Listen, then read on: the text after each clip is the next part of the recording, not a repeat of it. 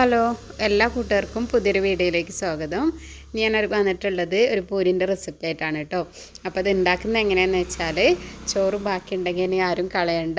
ചോറ് വെച്ചിട്ട് നല്ല സോഫ്റ്റ് ആയിട്ടുള്ള എണ്ണ ഒട്ടും കുടിക്കാത്ത ഒരു അടിപൊളി പൂരിയാണ് കേട്ടോ. അപ്പോൾ എല്ലാവരും വീഡിയോ സ്കിപ്പ് ചെയ്യാതെ കാണണേ. വീഡിയോ കണ്ടതിന് ശേഷം എല്ലാവരും ലൈക്ക് ചെയ്യാൻ മറക്കരുത് കേട്ടോ. അതുപോലെ നിങ്ങൾ കമൻറ്റും ചെയ്യണേ. അപ്പോൾ അതെങ്ങനെ ഉണ്ടാക്കുന്നതെന്ന് നോക്കാം. അപ്പോൾ അതാ മിക്സിൻ്റെ ജാറിലേക്ക് ഞാൻ 1.25 കപ്പ് ചോറുണ്ടല്ലോ, നമ്മൾ ബാക്കി വന്ന ചോറ് അതിട്ട് കൊടുത്തിട്ടുണ്ട്. എന്നിട്ട് അതിലേക്ക് ഒരു അരക്കപ്പിൽ കുറച്ച് കൂടുതൽ വെള്ളം ഒഴിച്ച് കൊടുത്തിട്ടുണ്ട്. ചോറിൻ്റെ ഒപ്പമൊന്നും വെള്ളം ഒഴിച്ച് കൊടുത്തിട്ടില്ല, അതിലും കുറച്ച് താഴെയാണ് കേട്ടോ ഒഴിച്ച് കൊടുത്തിട്ടുള്ളത്. നിങ്ങൾ എങ്ങനെയാണോ പേസ്റ്റ് രൂപത്തിൽ അരച്ചെടുക്കാൻ പറ്റുക അതിനനുസരിച്ച് വെള്ളം ഒഴിച്ച് കൊടുത്താൽ മതി. അപ്പോൾ അത് നല്ല ഫൈനായിട്ട് തന്നെ അരച്ചെടുത്തിട്ടുണ്ട്. എന്നിട്ട് ഞാനതൊരു പാത്രത്തിലേക്ക് മാറ്റിയിട്ടുണ്ട് കേട്ടോ. നമുക്ക് മാവ് കുഴച്ചെടുക്കണ്ടേ, ആ ഒരു പാത്രത്തിലേക്ക് മാറ്റിയിട്ടുണ്ട്. അരച്ചെടുത്ത ഈ മാവിലേക്ക് 1/2 ടീസ്പൂൺ ഉപ്പ് ചേർത്ത് കൊടുത്തിട്ട് നല്ല പോലെ ഒന്ന് മിക്സാക്കി എടുത്തിട്ടുണ്ട്. എന്നിട്ട് നമുക്ക് ഇതിലേക്ക് പൊടി ചേർത്ത് കൊടുക്കണം. അപ്പം മൈദപ്പൊടിയാണ് കേട്ടോ ഞാൻ എടുത്തിട്ടുള്ളത്. 1.25 കപ്പ് ചോറാണ് കേട്ടോ ഞാൻ എടുത്തിട്ടുള്ളത്. അതിലേക്ക് ഒരു 2.25 കപ്പ് പൊടി ചേർത്ത് കൊടുക്കേണ്ടി വരും. അപ്പോൾ അത് ഞാൻ കുറച്ചായിട്ടാണ് കേട്ടോ ചേർത്ത് കൊടുക്കുന്നത്. ആദ്യം ഒരു കപ്പ് എടുത്തിട്ട് അതിന് പകുതി ചേർത്ത് കൊടുത്തതിന് ശേഷം മിക്സാക്കിയിട്ട് ബാക്കി കുറച്ചും കൂടെ ചേർത്ത് കൊടുക്കുക. അങ്ങനെയാണ് കേട്ടോ ഇത് മിക്സാക്കി എടുക്കുന്നത്. അങ്ങനെ ഞാൻ ടോട്ടൽ 2.25 കപ്പ് പൊടിയാണ് കേട്ടോ ഞാൻ അതിലേക്ക് എടുത്തിട്ടുള്ളത്. ഫസ്റ്റ് തന്നെ എല്ലാ പൊടിയും കൂടെ ഒരുമിച്ച് ഇട്ട് കൊടുക്കരുത്. ഇതുപോലെ കുറച്ചായിട്ട് ഇട്ട് കൊടുത്തിട്ട് കുഴച്ചെടുക്കുകയാണ് കേട്ടോ ചെയ്യേണ്ടത്.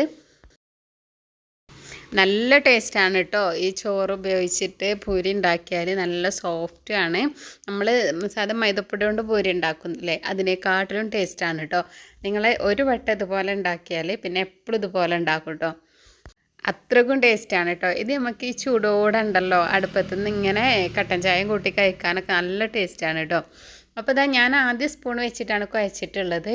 പിന്നെ ലാസ്റ്റ് ആയപ്പോൾ ഞാൻ കൈ വെച്ചിട്ടാണ് കേട്ടോ ഇത് കുഴച്ചിട്ടുള്ളത്.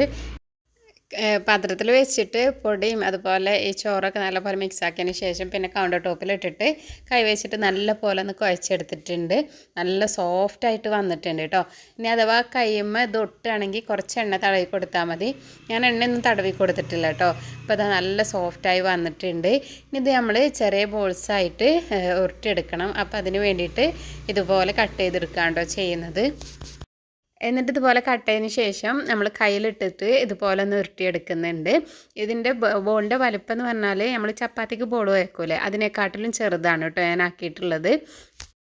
ഞാനത് അല്ലാതെ ഇതുപോലെ ഉരുളകളാക്കി എടുത്തിട്ടുണ്ട്. ഇനി ഇതൊന്ന് പരത്തിയെടുക്കണം. അപ്പം ഞാൻ പത്തിരി പ്രസ് ഉണ്ടല്ലോ അതിലാണ് ഇത് പരത്തിയെടുക്കുന്നത്. അപ്പോൾ പത്തിരി പ്രസ്സിൽ ഒട്ടിപ്പിടിക്കാതിരിക്കാനും നല്ല പോലെ പരന്ന് വരാനും വേണ്ടിയിട്ട് ഞാൻ അതുപോലെ ഒരു കവർ വെച്ച് കൊടുത്തിട്ടുണ്ട്. എന്നിട്ട് ആ കവറൊന്നും ഇങ്ങനെ മടക്കി വെച്ചതിന് ശേഷം ഇങ്ങനെയാണ് കേട്ടോ പരത്തിയെടുക്കുന്നത്. പത്തിരി പ്രസ്സിൽ ഇതുപോലെ പരത്തിയെടുക്കാൻ നിങ്ങൾക്ക് ബുദ്ധിമുട്ടാണെങ്കിൽ കുറച്ച് എണ്ണ തടവിയിട്ട് ഒന്ന് പരത്തിയെടുത്താൽ മതി കേട്ടോ. അപ്പോൾ ഒട്ടിപ്പിടിക്കൊന്നും ചെയ്യൂല, നല്ലപോലെ പരന്ന് കിട്ടും. ഞാനിതാ ഇത്ര വലുപ്പത്തിലാണ് കേട്ടോ ഇതൊക്കെ പരത്തിയെടുക്കുന്നത്. ഇതൊക്കെ പരത്തിയെടുക്കുന്ന ടൈമിൽ തന്നെ ഞാൻ എണ്ണ അടുപ്പത്ത് വെച്ചിട്ടുണ്ടായിരുന്നു. അപ്പോൾ എണ്ണയൊക്കെ നല്ല പോലെ ചൂടായി വന്നിട്ടുണ്ട്. എന്നിട്ട് അതിലേക്ക് ഇതുപോലെ ഓരോന്നായിട്ട് ഇട്ട് കൊടുത്ത് തിരിച്ചു മറിച്ചിട്ട് ഫ്രൈ ചെയ്തെടുക്കുകയാണ് കേട്ടോ ചെയ്യുന്നത്. ഇടുന്ന ടൈമിൽ തന്നെ നല്ല പോലെ പൊള്ളച്ചൊക്കെ വരുന്നുണ്ട്. നിങ്ങൾക്ക് കാണാൻ പറ്റുന്നില്ലേ, നല്ല പോലെ പൊന്തി വന്നിട്ടുണ്ട് കേട്ടോ. ഇതിൽ അപ്പസോഡ അങ്ങനത്തെ ഒന്നും ചേർത്തിട്ടില്ല. ചോറ്, മൈദപ്പൊടി, ഉപ്പ് അത് മാത്രമാണ് കേട്ടോ ചേർത്തിട്ടുള്ളത്. നല്ല സോഫ്റ്റുമാണ്. അതുപോലെ തന്നെ നല്ല പുറം ഭാഗമൊക്കെ നല്ല ക്രിസ്പി, ഉള്ളിൽ നല്ല സോഫ്റ്റുമാണ് കേട്ടോ. നല്ല ടേസ്റ്റ് ഉണ്ട് കഴിക്കാൻ, ഞാൻ വെറുതെ പറയല്ല കേട്ടോ. അപ്പോൾ ഇത് കാണുമ്പോൾ തന്നെ നിങ്ങൾക്കറിയാമല്ലേ നല്ല പോലെ പൊന്തിയൊക്കെ വന്നിട്ടുണ്ട്. അപ്പോൾ എന്തായാലും നിങ്ങൾ ഇതുപോലെ ഒന്ന് ഉണ്ടാക്കി നോക്കണം കേട്ടോ. ഞാനിത് ഉണ്ടാക്കുന്ന ടൈമിൽ തന്നെ അങ്ങനെ കഴിച്ചിട്ടുണ്ട് കേട്ടോ. ചൂട് കൊടുക്കുന്ന കഴിക്കാൻ നല്ല ടേസ്റ്റ് ഉണ്ടായിരുന്നു. അപ്പോൾ നിങ്ങൾ എന്തായാലും ഉണ്ടാക്കിയതിന് ശേഷം കമൻറ്റ് ചെയ്യണം കേട്ടോ.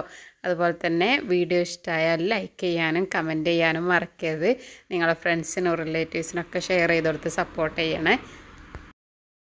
എൻ്റെ വീഡിയോ ആദ്യമായിട്ട് കാണുന്നവരാണെങ്കിൽ എൻ്റെ ചാനലൊന്ന് സബ്സ്ക്രൈബ് ചെയ്യാൻ മറക്കരുത്. അതുപോലെ തന്നെ ഇപ്പോൾ വ്യൂവേഴ്സൊക്കെ വളരെ കുറവാണ്. അതുപോലെ തന്നെ ലൈക്കിൻ്റെ എണ്ണവും കുറവാണ്. അപ്പോൾ മാക്സിമം വ്യൂവേഴ്സ് കാണുന്നവരൊക്കെ എന്തായാലും ലൈക്ക് ചെയ്യാനും കമൻറ്റ് ചെയ്യാനും മറക്കരുത്. ചോറ് ഉപയോഗിച്ച് തയ്യാറാക്കിയിട്ടുള്ള അടിപൊളി പൂരി ഇവിടെ റെഡി ആയിട്ടുണ്ട്. അപ്പോൾ എല്ലാവരും വീഡിയോ കണ്ടതിന് ശേഷം ട്രൈ ചെയ്ത് നോക്കണേ.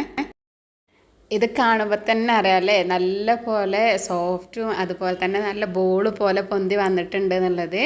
നല്ല ടേസ്റ്റാണ് കേട്ടോ. ഇതിൽ അപ്പസോഡ അങ്ങനത്തെ ഒന്നും ചേർത്തിട്ടില്ല. അങ്ങനെ സാദാ ചോറ്, അതുപോലെ മൈദപ്പൊടി, ഉപ്പ്, അത് മാത്രമാണ് കേട്ടോ. നല്ല അടിപൊളി പൂരി ഇവിടെ തയ്യാറായിട്ടുണ്ട്. എന്തായാലും നിങ്ങൾ കമൻറ്റ് ചെയ്യണം കേട്ടോ എങ്ങനെ ഉണ്ടായിരുന്നു എന്നുള്ളത്. ഇനി ചോറ് ബാക്കി വന്നാൽ ആരും കളയണ്ട, നല്ല അടിപൊളി പൂരി ഉണ്ടാക്കാൻ പറ്റും. അപ്പോൾ ഇതുപോലെ ഉണ്ടാക്കിക്കോ. എന്തായാലും ഇന്നത്തെ അടിപൊളി വീഡിയോ എല്ലാവർക്കും ഇഷ്ടമായി എന്ന് വിചാരിക്കുന്നു. അടുത്തൊരു വീഡിയോ ആയിട്ട് വീണ്ടും വരാം. താങ്ക്